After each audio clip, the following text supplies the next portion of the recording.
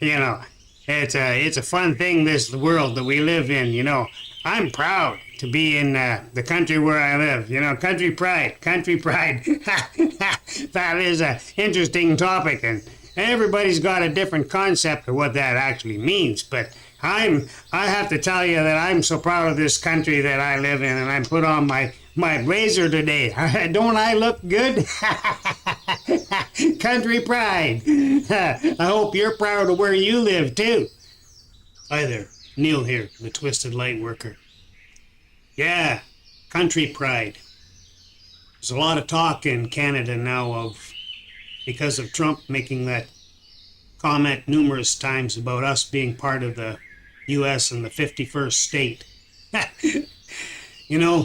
I have a whole different perspective on that than most people who live in this country, because I was born and raised in Saskatchewan, and 1956 I was born, and so I'm an old fart. But Saskatchewan, the heart of the wheat belt, Rosetown, right in the middle of the prairies, dead center in the middle, where you can watch your dog run away from home for 3 days and still see him. That's the standing joke for Saskatchewan.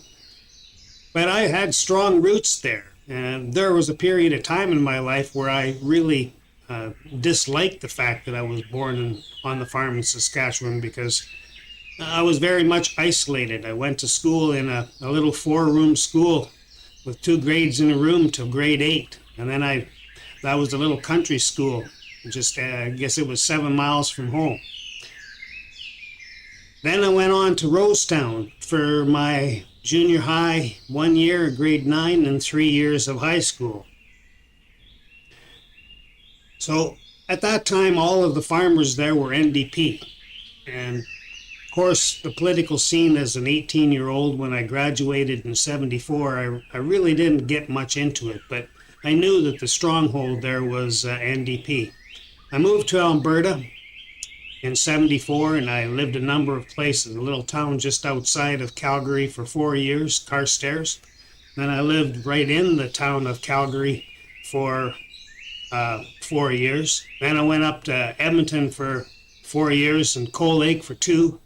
And then my married life, I lived 9 years in Red Deer selling real estate. So I got around. I got to experience all of that province. And of course, living there, I toured all of BC, been to Vancouver Island. And so the West is quite strongly centered in my heart. It's a good place to come from. And I started selling ostriches, believe it or not, in 95, flying back and forth from Alberta to Ontario, and I traveled all over Ontario. My marriage was bad at that time, and I knew that a move to Ontario would either make or break our marriage. And I had already fallen in love with this province. I love the woods. I love the older buildings. I love the old brick houses that are in the local communities and the centers of town that have been established for a long time. So I grew to really much a love of the province of Ontario and moved here happily. I was here for a year, and my divorce happened right after that. And everything's been fine with Neil ever since. And got 2 beautiful daughters, 2 stepdaughters, and a grandchild. So I'm a grandpa just recently. So imagine that here I am, about 69 coming up, and I just became a grandpa. What a change of life that is. It made me realize how old I am. But in Ontario, I got to know the people in Ontario too. So while I was in Alberta, I loved Alberta. I loved the Rockies. I loved the hills just before the Rockies started. I loved the cattle. For a number of years when I was in Carstairs, I was right into the cowboy scene, wore the cowboy shirt, the boots, the big buckle, the cowboy boots, and got right into Western music. And then I grew my hair long, became a hippie in Calgary, and moved up to Edmonton. And then I got serious in business and sold new homes. Hell, I had quite a few experiences in Edmonton. I was estimating and sales coordinating with the built-up roofing company. So uh, doing material takeoffs for hospitals and steel decking for commercial buildings. So I've traveled a little bit. And then when I moved to Red Deer, I was in real estate for 9 years. A friend of mine got me involved in the ostrich industry, and I was flying back and forth. That's how I became introduced to Ontario. I got to see the whole province. I love the woods here. It's amazing. The winters here, it took me a while to get used to it because the damp cold bites more than 40 below. When it's 20 below here in Ontario, it's colder than it is in Alberta at 40 below to me, because I'm not used to that damp humidity. So I got to see the political scene of both those two provinces too. I mentioned Saskatchewan was NDP at the time, and Alberta became PC ingrained in me. I moved here, and there's a good number of people, believe it or not, in Ontario are PC. And for a while there, I jumped on Preston Manning's wagon and promoted the Reform Party. So I've had a little taste of a lot of different aspects of politics, but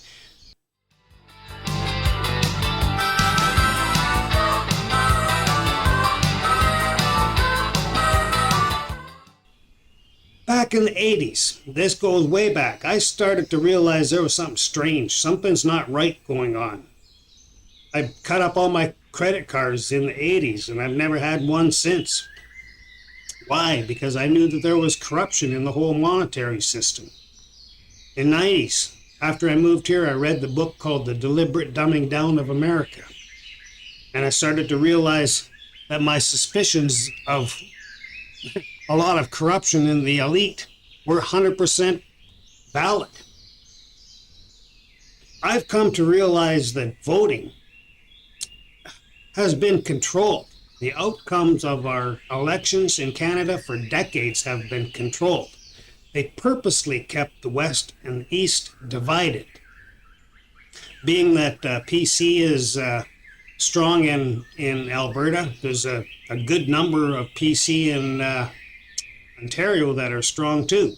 But the elections, I really believe that they've been purposely controlled for a long, long time, because the elite, the evil ones, they use the whole idea of divide and conquer. So there's been this fallacy in my mind, because of my belief of the fake honesty in the elections. There's a fake nonsense of West versus East. The divide and conquer, that's the evil one's way. They keep us divided and conquering. And when Pierre Trudeau put in the national energy policy back in the late 70s in Alberta, it devastated the West.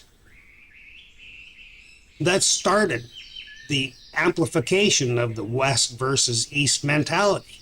But I really, truly believe it all boils down to controlled elections, and the elite establishment have been manipulating our minds through elections and causing this great divide, because they know if they keep us divided, they got us conquered. I live in a community here in Ontario now. Happy to be here. I love the province. I love the people. I love the old buildings, like I said, and I love the woods, and our summers here are a little bit longer. I'm close to the tobacco belt, where we have the least amount of snow and the most numbers of days of sun. So I absolutely love living here. And I don't believe in this West versus East is a reality. I think truly it's manipulated by the evil ones to create that division of divide and conquer. Needless to say, there's a lot of people, because liberals win here, there's that democratic mentality amongst a lot of the people here. But there's also a whole bunch of people who, you don't get talking about it. Because here's the sad part. Here is the biggest sad part of this whole thing. We've been taught to avoid talking about politics and religion, and that has led us to a lack of understanding of both politics and religion. What we should have been taught was how to have a civil conversation about a difficult subject. That should have been the way we were taught. We should have open-minded discussions to hear each other's point of view out. and should be able to do it with a completely open mind. It's okay to have different beliefs. Like, I've got friends who are really extremely locked into the left mentality, and we're still friends because we just agreed that we can disagree and still be friends, and that's not a big deal. But we, in general, none of us in Canada have been taught properly how to have open-minded discussions on difficult subjects. That's religion and politics, the two most important subjects there is for expanded awareness and a strong global consciousness lift. So a lot of people, they're really mad at me because I'll wear my Canadian hat and I'll wear that with pride. And I'll put on my Make America Great Again, and I'm 100% proud of that too, because we're in North America. You know, I started to bring you to the attention that when I lived in Alberta, I was happy to be there, and I was happy to be part of that whole area and every little community that I lived in. Hell, all those different places that I lived. I mentioned Carstairs, Calgary, Edmonton, Cold Lake, and Red Deer. Every one of them was my home, and I was happy to live there. And when I grew up, I was happy to live in my home in the prairies. And now I'm happy to live in my home in Ontario. What's the point that I'm trying to make? What I'm trying to say is you can be happy wherever you decide to be. And if you're not happy where you are, get your ass out of the chair and move. It's not that difficult. I remember when I first moved to Ontario, it was hilarious. I went to Tim Hortons in a little town, and I started conversations with some of the locals, and I was talking about moving, and the guy said, I just moved to this town too. And that was Simcoe, Ontario. At the time, that's where I was living when I first moved here. And so I asked him where'd he move from. Waterford. And that's 10 minutes away. And I had just moved from Red Deer. That's a 40-hour drive, and he was 10 minutes away. So I asked him what caused him to make the move. And I just bought my coffee. It was a medium coffee, and Tim Hortons, medium size. And so I kept him talking. I kept asking him questions. How did he make the decision to move? Well, he went through this elaborate, difficult mental gymnastic he made. He says, had to move the kids out of school. We didn't know if we were going to be able to do it. He went on and he talked to me about how difficult a choice it was to move that 10 minutes. And when I finished my coffee, I got up to leave. And he said, oh, by the way, where did you move from? Well, he moved 10 minutes, as I said. And I looked at him and said, Red Deer, Alberta. The look on his face was priceless. I just walked away and let him stew about it.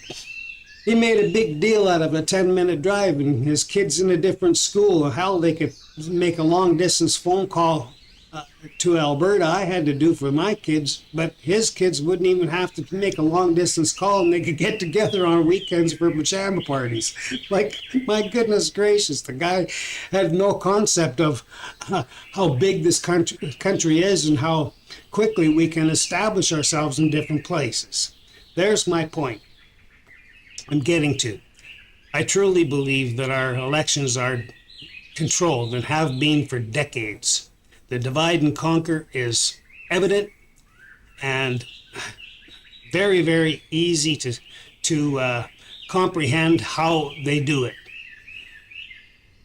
But the sad part is people can be happy wherever they are, wherever they happen to be. So the question is, well, I guess I'll get to the point.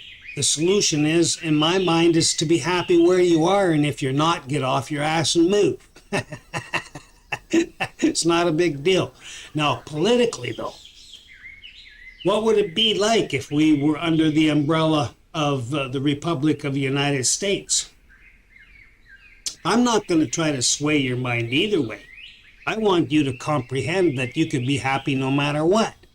You can be proud of being a Canadian in the province that you live in the county that you live in the town that you live in, boom, boom, boom, boom. So you start off, I'm happy to be part of from Canada, down into the province what you're in, then into the city that you're in, or the township, or the county that you're in, and then in the house that you're in, and on the street that you're in. And we can still do all of that and still be part of the Republic. What's going to make a difference is, to me, border crossings will be simple. One passport for all North America. Cool. One currency everywhere. Cool. The tariffs would be open, as President Trump said. That's just my point of view. But the most important thing is to be happy where you are, no matter what. And if you're not happy with the result of what happens, then I suggest you move. It's not a big deal. Just like that guy from Waterford when I lived in Simcoe. A 10-minute drive bothered him, and a 40-hour drive was no big deal to me. Blessed are the flexible, they're never bent out of shape. Anyway, so these are fun times to be alive. And I want you to do some real deep soul searching on this Canada joining the US issue. What's going to be best for our economics? What's going to be the best for our overall political? Yeah, you can be emotionally attached to being a Canadian. Well, you know what? I was emotionally attached as a Canadian when I was in Saskatchewan, Alberta, and Ontario. And you know what? I'm more emotionally attached to where my shoes happen to be. Where my shoes happen to be, and you can do the same. Quit making such a big fuss out of something that could end up being really good for us. Don't let your emotional values of Canada get in the way. I'll be happy to be part of the 51st state personally, because that'll still mean that I'm a Canadian living in Ontario and a little county where I live, Norfolk County. Perfect. Excellent. I love it. So, are you willing to stretch your conscious mind? Because that's where we're at. This is a consciousness shift that's happening on the whole worldwide scale, from the North Pole to the South Pole. Those of us who dig deep, we realize that there's a military alliance of 130 countries all working together to take down the cabal. Goodbye deep state, goodbye cabal. The whole world's going to make a consciousness shift. Well, you know what? It's time that you made a consciousness shift too, and start to realize the most important thing: are you happy in your shoes, wherever your shoes happen to be? So I'm going to leave you with all that to think about, and from the bottom of my heart, I wish you and yours peace profound. I wish you and yours peace profound.